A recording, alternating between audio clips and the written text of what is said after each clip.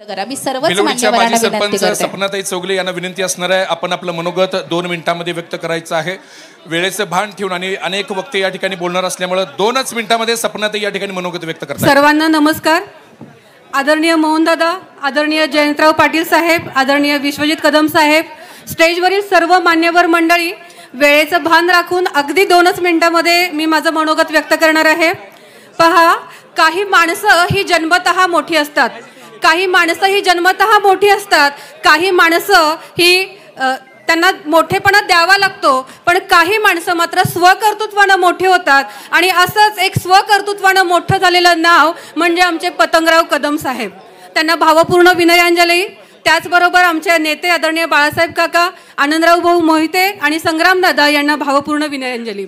बघा, ज्याप्रमाणे पतंगराव कदम साहेबांनी आपलं कर्तृत्व, आपलं नेतृत्व आणि आपलं दातृत्वाचा ठसा उमटवला आणि त्याचाच वसा आणि त्याचाच वारसा घेऊन आमचे विश्वजित कदम साहेब ते नेतृत्व, कर्तृत्व आणि दातृत्व पुढे नेत आहेत.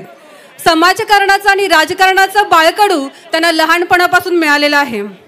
काट्या कुट्याचा तुडवीत रस्ता, गावाकडे चल माझ्या दोस्ता. काट्या कुट्याचा तुडवीत रस्ता, गावाकडे चल माझ्या दोस्ता. तिथं उन्हात उन्हात तळपत्यात माणसं, तिथं उन्हात तळपत्यात माणसं, मातीत मळत्यात माणसं, तिथं खपत्यात माणसं आणि ते बघाया माझ्या गावाकडे चल माझ्या दोस्ता, असं आपल्याला सांगावं लागतं. पण आमचे नेते विश्वजित कदम साहेब यांना हे सांगावं लागत नाही, कारण याच गावातल्या मातीत गावातल्या लोकांबरोबर असणारा नेता म्हणजे आमचे विश्वजित कदम साहेब.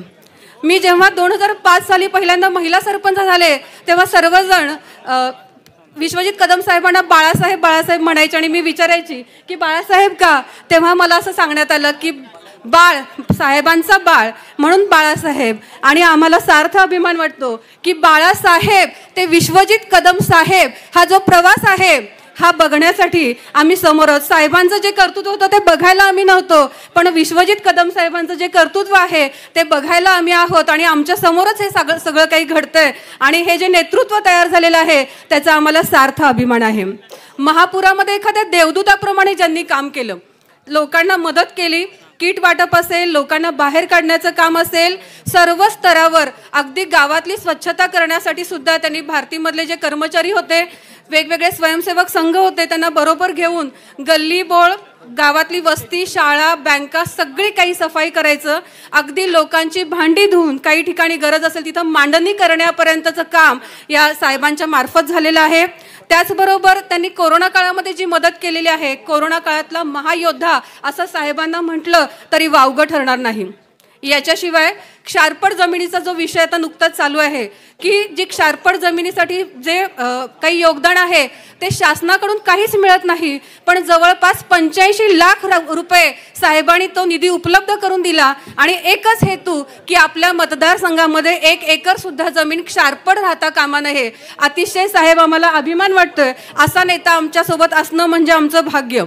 त्याचबरोबर विहान मोहरेसाठी इन्सुलिनचा पंप असेल किंवा महिलांच्या वेगवेगळ्या कामासाठी महिलांना केलेली मदत असेल. आज नारी शक्ती आपल्या समोर आहे आणि नारी शक्तीला माहीत आहे की आमचा भाऊ म्हणजे काय आहे. बघा, नुकताच चालू आहे विषय 1500 रुपये 1500 रुपये आणि 1500 रुपये, लाडकी बहीण योजना आणि 1500 रुपये मिळतात आपल्याला. आणि साहेब खोटं नाही बोलणार, अगदी आम्ही ह्या सर्व ज्या महिला आहेत आम्ही सर्वांनी जो काही लाभ आम्हाला घेता येईल तो लाभ नक्कीच घेतलेला आहे, कारण आमचेच पैसे आहेत, आमच्याच खिशातला पैसा घेतलेला आहे आणि तो आम्हालाच दिलेला आहे. आणि प्रत्येकाची दर वाढवलेले आहेत, महागाई वाढलेली आहे आणि ते पैसे आम्हाला असं दाखवलेलं आहे की आम्ही तुम्हाला दिलंय. मग जे मिळाले ते आम्ही घेतलंय, पण या 1500 रुपयाने काही होतंय का?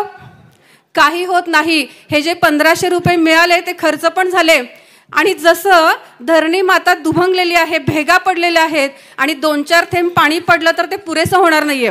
अखंड पाण्याचा झरा असायला हवा, अखंड पाण्याचा झरा असायला हवा आणि त्यासाठी आम्हाला महिलांना काम पाहिजे. आम्हाला 1500 रुपये नको तर लाखाचं काम पाहिजे आणि त्या कामाचं दाम मिळून त्याचा आम्हाला अभिमान वाटायला पाहिजे. या पद्धतीनं आम्हाला सहकार्य व्हावं हीच अपेक्षा व्यक्त करते. वेळेचं भान राखून अधिक काही बोलण्याची तसं खरं तर आवश्यकताच नाहीये, कारण साहेब सर्व महिला वर्ग हा तुमच्या सोबत आहे आणि जास्तीत जास्त मतानं फक्त जिंकून नाही तर आपल्याला साहेबांना जास्तीत जास्त महाराष्ट्रामध्ये नंबर 1चा नेता हा आपला नेता असायला पाहिजे. हे मताधिक्य आपण द्यायचं आहे साहेबांना, ही सगळ्यांच्या वतीनं मी आपल्याला ग्वाही देते. आणि शेवटी जाता जाता मी एवढंच म्हणते, वहिनी साहेब एकदा म्हणाल्या होत्या की विश्वजित नाही का मी तुम्हाला दिलेला आहे, तो तुमचा मुलगा आहे आणि तुमचा भाऊ आहे, तर केवढा मोठा हा त्याग आहे. तर विश्वजित कदम साहेब म्हणजे महापुरातले देवदूत आहे, कोरोनातील महायोद्धा आहेत, त्याचबरोबर युवकांचा दादा आहे, महिलांचा भाऊ आहे, ज्येष्ठांची काठी आहे आणि लहानग्यांचं स्वप्न पूर्ण करणाऱ्या जादूगार आहे. एवढंच सांगून आणि शेवटी एवढंच सांगते की एकच वादा, विश्वजित दादा. धन्यवाद. जय हिंद, जय महाराष्ट्र. यानंतर कडेगाव पंचायत समितीचे माजी सभापती आदरणीय विठ्ठलदादा मुळीक आपलं मनोगत व्यक्त करतायत. विठ्ठलदादा मुळीक, अगदी थोडक्यामध्ये 2च मिनिटांमध्ये आपण आपल्या भावना व्यक्त करायच्या आहेत.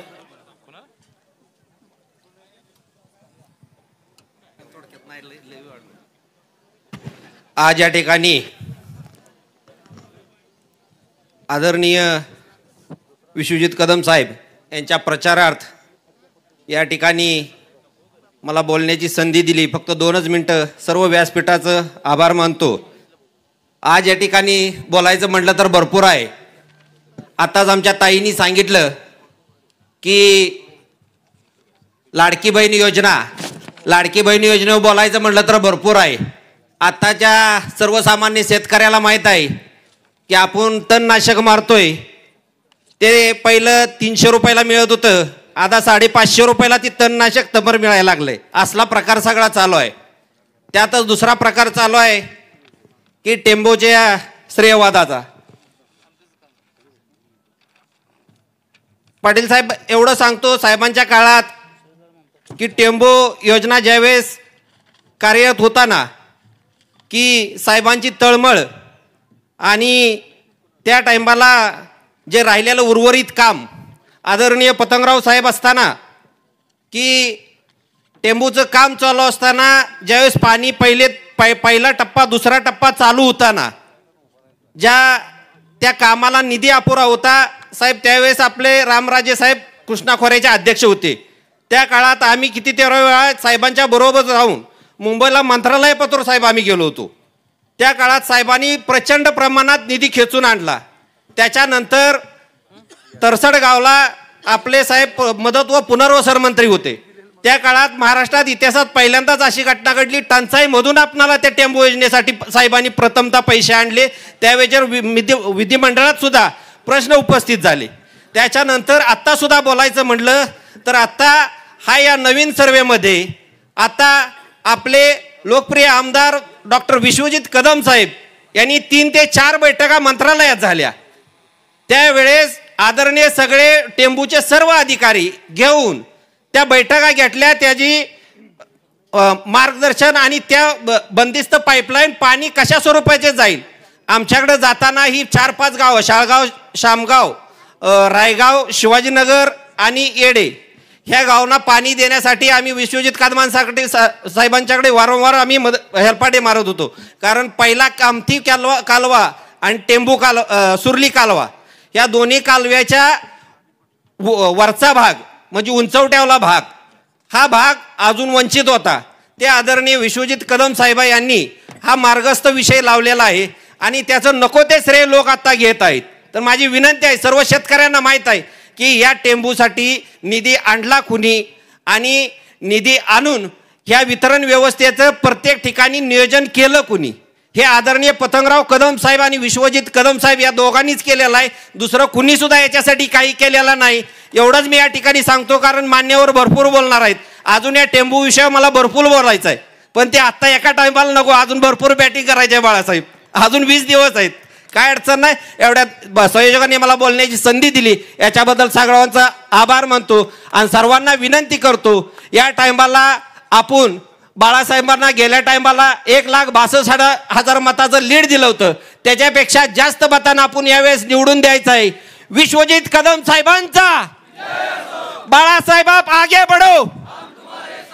धन्यवाद. नमस्कार. धन्यवाद मुळीक साहेब. यानंतर मी विनंती करते सत्यविजय सहकारी बँकेचे चेअरमन माननीय बाळासाहेब बाप्पू पवार आपण आपलं मनोगत व्यक्त करावं.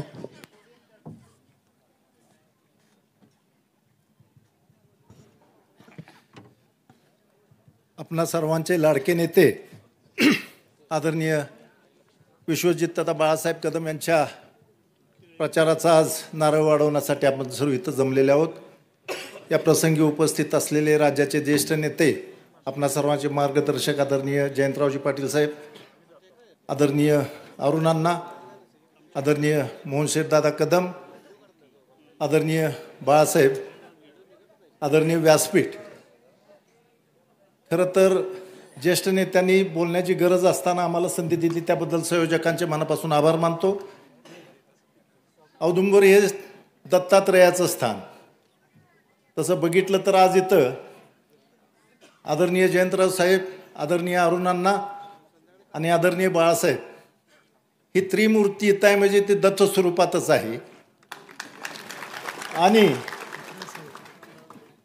पलीकडून भुवनेश्वरी देवीच्या रूपानं सुप्रियाताई इथं येऊन गेलेल्या आहेत. यापेक्षा आणखीन काय सांगितलं पाहिजे असं नाही. फक्त एकच मला म्हणायचं आहे की ही टेंबूची विनाकारण वाजणारी टिमकी विरोधकांनी बंद केली पाहिजे. टेंबूच्या बाबतीत काय झालं काय नाही एका व्यासपीठावर येऊन बाळासाहेबांनी जर विरोधी पक्षाचे उमेदवार सांगणार असतील तर निश्चितपणे ते धाडस करणार नाहीत. कारण एखादी योजना आणायची असेल तर विधानसभेमध्ये खूप त्याच्यावर बोलावं लागतं. टेंबूचं जनकत्व सांगताना त्याही आधी 95 साली आमदारकीचं जनकत्व कैलासवासी जी डी बापूंच्याकडे जातं हे जर सांगायला ते विसरत असतील तर त्यांना टेंबूचं जनकत्व सांगायचा अधिकार नाही असं माझं स्पष्ट मत आहे. पुनश्च एक वेळ आपण सर्वांना विनंती करतो की मागल्या वेळेला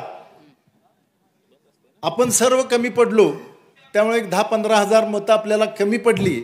अन्यथा यावेळेला आदरणीय साहेब जयंतराव साहेब आहेत, आदरणीय अण्णा आहेत, शरद भाऊ आहेत, सगळे आपण आहोत. निश्चितपणे ह्या सगळ्यांचा मेळ हा 2.25 ते 1,80,000 मताधिक्यात झाला पाहिजे एवढीच मी या निमित्तानं विनंती करतो आणि थांबतो. जय हिंद, जय महाराष्ट्र, जय सर. यानंतर उद्धव बाळासाहेब ठाकरे गटाच्या शिवसेनेचे माजी जिल्हाध्यक्ष संजय विभूतीजी आपणाला विनंती आहे. त्यानंतर बोलणार आहेत. दोघांनी पण बोलायचं आहे.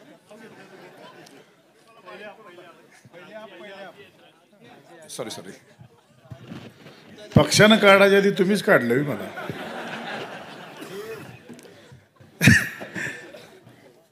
पलूस कडेगाव विधानसभा मतदारसंघाचे आपल्या सगळ्यांचे लाडके उमेदवार सन्माननीय बाळासाहेब कदम यांच्या प्रचाराच्या निमित्तानं व्यासपीठावर उपस्थित या राज्याचे नेते आणि आपल्या सांगली जिल्ह्यामध्ये आता भावी म्हणायचं भ्या वाटते कारण 2 भावी बसले आहेत.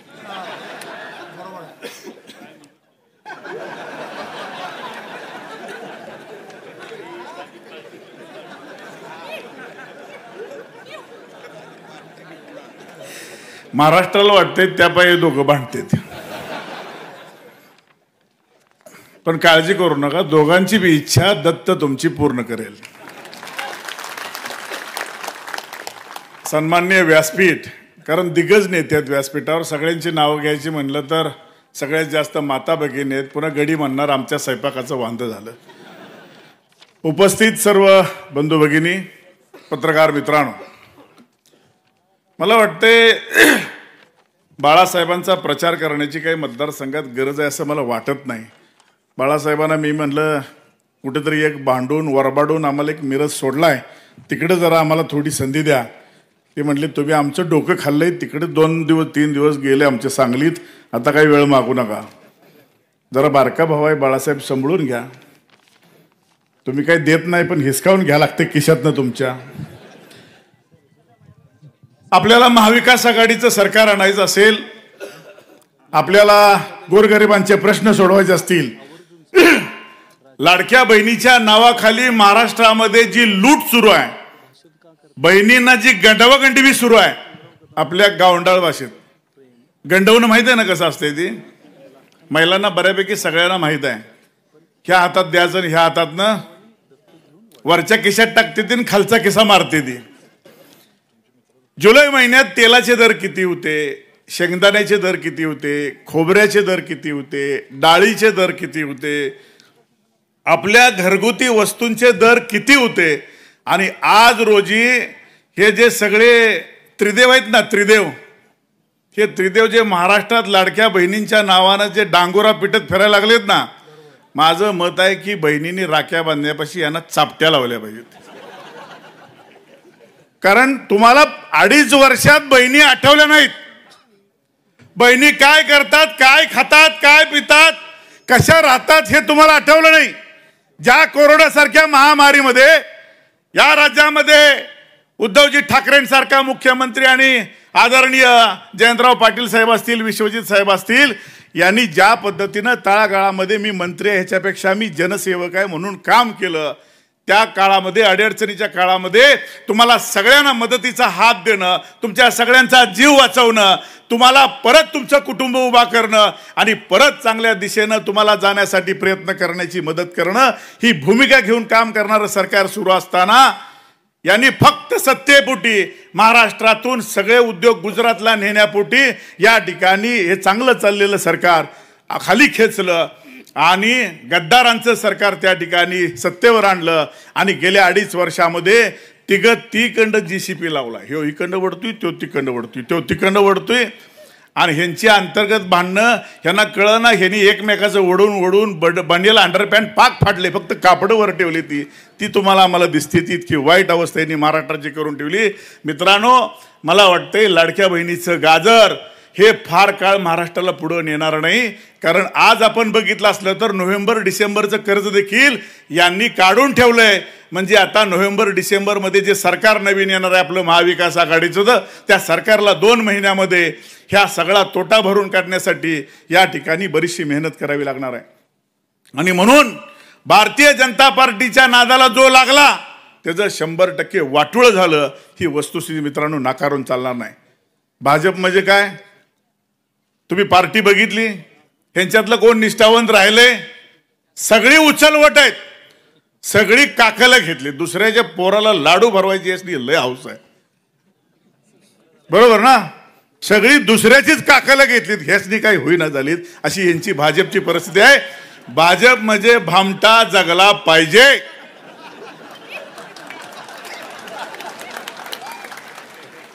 भारतीय जनता पार्टी म्हणजे भामटा जगला पाहिजे.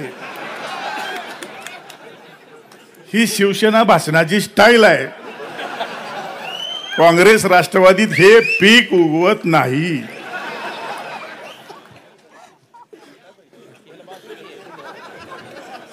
बरोबर आहे ना. म्हणून आमची पार्टी वाढून देत नाहीत. आणि म्हणून मित्रांनो, गेल्या निवडणुकीत बाळासाहेबांच्या विरुद्ध मी उभा होतो, बरोबर ना. आता पार्टीनं उभा केल्या उभाच राहायला लागते. आम्ही देवळाच्या एका कार्यक्रमाला दोघं होतो गावात. आमच्या साहेबांनी थोडे पैसे दिले, मी थोडे पैसे दिले, आम्ही उद्घाटनाला होतो. बाळासाहेबांना म्हणलं तुम्ही आमदार झाल्यावर पुन्हा ह्याला कंपाऊंडला पैसे द्यावे लागणार. बाळासाहेब म्हणले नक्की देणार, पण तुम्ही माझ्या विरोधात उभा राहणार नाही ना. म्हटलं अशी वेळ येणार नाही, आपण एका दोघांच्या विरोधात उभा राहिलो तर आमदार तुम्हीच होणार आहे, टेन्शन घेऊ नका. आणि देवानं ऐकलं, आम्ही दोघंच एकामेकाच्या विरोधात. आणि जे मित्र म्हणून साहेब आमच्या बरोबर होते त्यांनी आम्हाला सगळ्या मतदारसंघात फिरवलं. पण बैठका कुठं माहितीये का, सगळ्या मळ्यात. एक सुद्धा बैठक गावात नाही. का, उगाच मतभेद पडल्यावर काय करायचं. आता ते तुमचे जुने सहकारी असल्यामुळे माझ्यापेक्षा तुम्हाला जास्त माहिती आहे. आणि साहेब सगळी यंत्रणा दिली आणि पुढे जाऊन मागणं आमचा खिसा कापला. मला अनेक लोक सांगत होती हे काही विश्वासाचे नाहीत. मित्रांनो, जे आपल्या मित्र पक्षामध्ये एकत्रित राहून मित्राचे होऊ शकले नाहीत ते तुमचे आयुष्यात कधी होणार नाहीत. एवढ्याहून वळकून बाळासाहेबांचा सारखा माणूस पतंगराव कदमांना आज नुसतं महाराष्ट्रात नाही देशामध्ये पूर्ण देवरूपी माणूस त्या ठिकाणी म्हणून ओळखलं जातो. अशा माणसाच्या पोटी जन्म घेऊन या ठिकाणी विश्वजित कदम सारखा माणूस या मतदारसंघामध्ये अतिशय विकासाचं विजन घेऊन निघालेला माणूस आपल्याला उमेदवार म्हणून मिळतो. ते पुढं काय होतील यापेक्षा आपण त्यांना या मतदारसंघामध्ये न थांबू देता ताकदीनं साहेब तुम्ही महाराष्ट्रामध्ये प्रचाराला झाला, आपल्याला महाविकास आघाडीचं सरकार आणायचं आहे, इथला प्रचार आम्ही बघतो, इथं तुम्ही फिरायचं नाही, अशा पद्धतीची भूमिका माझ्या माय माऊल्यांनी, माझ्या तरुण मित्रांनी, माझ्या वयस्कर बंधूंनी सगळ्यांनी आपण घेऊया.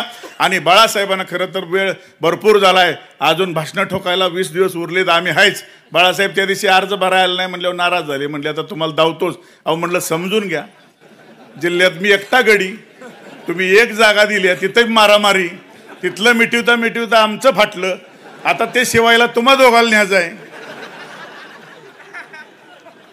त्यामुळं तुमचं चांगलं चाललंय, आमचं एक आहे तेवढं शिवून द्या आणि आमचा एक गडी तुमच्याबरोबर हाताला धरून तेवढं विधानसभेत घेऊन जावा एवढी विनंती करतो.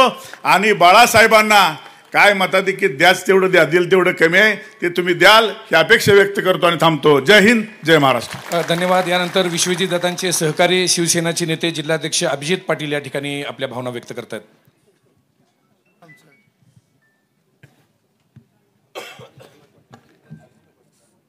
बापून सिक्सर मारल्यावर आता काय बोलणार मी.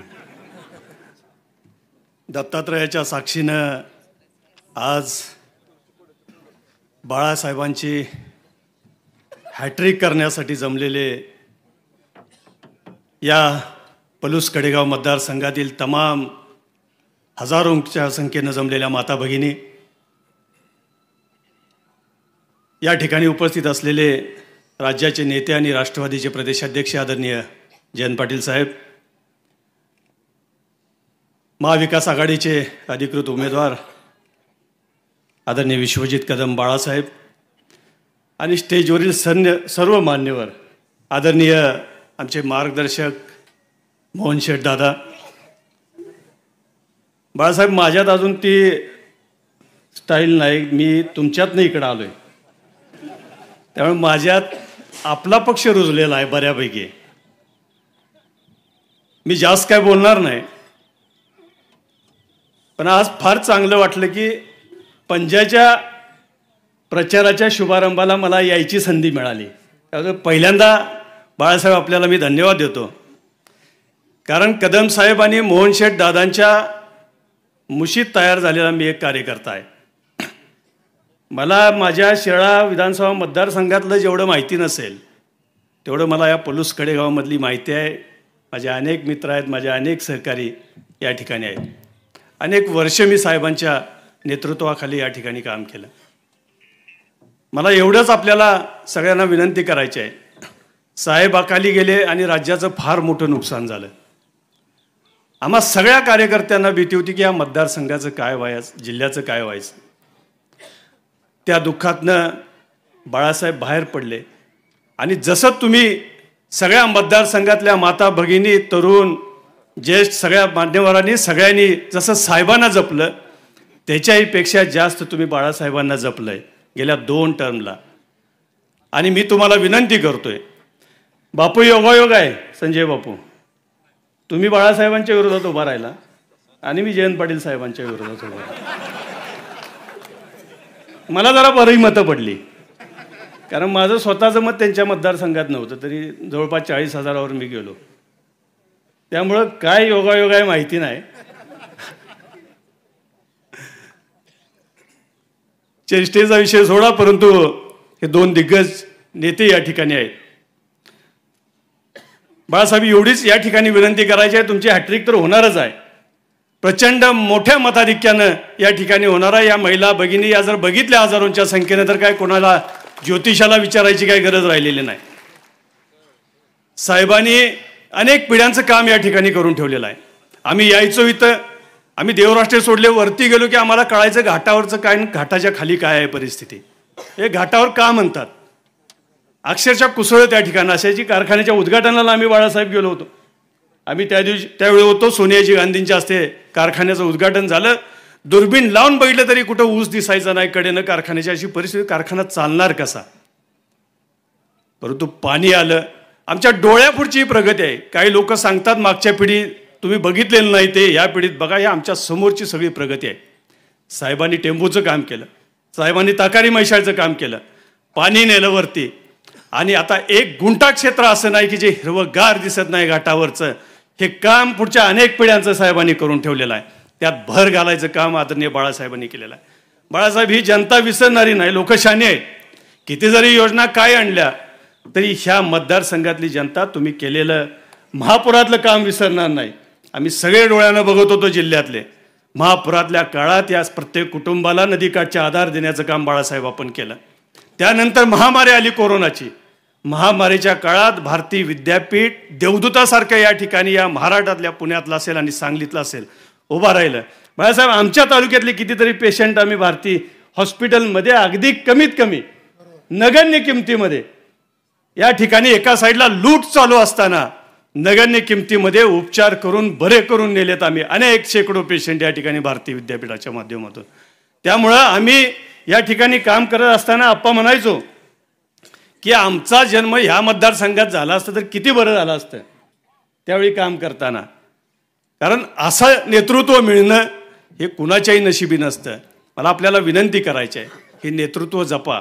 कुणीही काही सांगायला येईल, वस्तुस्थिती तुम्ही सगळ्यांनी बघितली पाहिजे. कुणीही गैरसमज करून देतील, कुणीही आपली मतमतांतरे करतील, परंतु वस्तुस्थिती आपल्या सगळ्यांच्या समोर आहे.